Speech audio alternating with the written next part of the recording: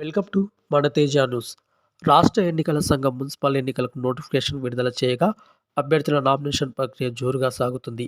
శుక్రవారం నాగర్ కర్నూల్ మున్సిపాలిటీ 10వ ward Congress party అభ్యర్థి హబీబ్ నామినేషన్ దాఖలు చేశారు. ఈ నామినేషన్ మహోత్సవానికి కాంగ్రెస్ పార్టీ శ్రేణులు, నాయకులు భారీగా హాజరయ్యారు. అనంతరం కాంగ్రెస్ పార్టీ అభ్యర్థి హబీబ్ మాట్లాడుతూ, నాగర్ కర్నూల్ నియోజకవర్గంలో స్థానిక ఎమ్మెల్యే చొరవతో అనేక అభివృద్ధి పనులు చేసుకున్నాం. సీసీ రోడ్లు, డ్రైనేజీ పనులు పూర్తి స్థాయిలో 90% పనులు పూర్తయ్యాయి. విద్యాపరంగా నాగర్ కర్నూల్కు పేద విద్యార్థుల కోసం జూనియర్ కళాశాలను 9 కోట్ల రూపాయలతో ఎమ్మెల్యే కృషితో ప్రభుత్వం మంజూరు చేసింది. ఎల్లబెట్ల బ్రిడ్జి నిర్మాణం కోసం 10 కోట్ల రూపాయల నిధులు కూడా మంజూరైనవని ఆయన అన్నారు.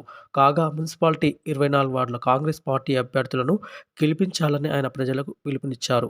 ఈ కార్యక్రమంలో కాంగ్రెస్ పార్టీ సీనియర్ నాయకులు ఎండి గౌస్, సుభాన్ తదితరులు కాంగ్రెస్ పార్టీ శ్రేణులు పాల్గొన్నారు.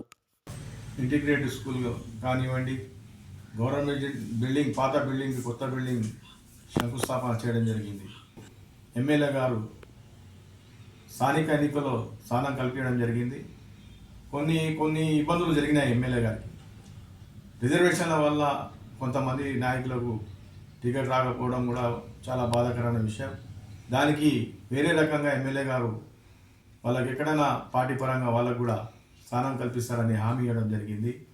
రేపు ముందు పెద్ద ఎత్తున మీరు కాంగ్రెస్ అభ్యర్థులు ప్రతి ఒక్క వార్డులో కాంగ్రెస్ అభ్యర్థులు గెలిపిస్తే, పెద్ద మెజార్టీతో గెలిపిస్తే ఇంకా రేపు ముఖ్యమంత్రి మన నాగర్కర్నూల్ జిల్లా వాసి కాబట్టి ఇంకా అభివృద్ధి కార్యక్రమంలో నడపడానికి అవకాశం ఉంటుంది. దాన్ని బట్టి నాగర్కర్నూల్ మున్సిపాలిటీ పెద్ద ఎత్తున అందరు కౌన్సిలర్లకు 24 వార్డు కౌన్సిలర్లకు కాంగ్రెస్కు ఓటేసి ప్రజలందరూ వేసి గెలిపించాలని కోరుతూ ఈ అవకాశం ఇచ్చినందుకు కృతజ్ఞతలు. జై కాంగ్రెస్, జై కాంగ్రెస్.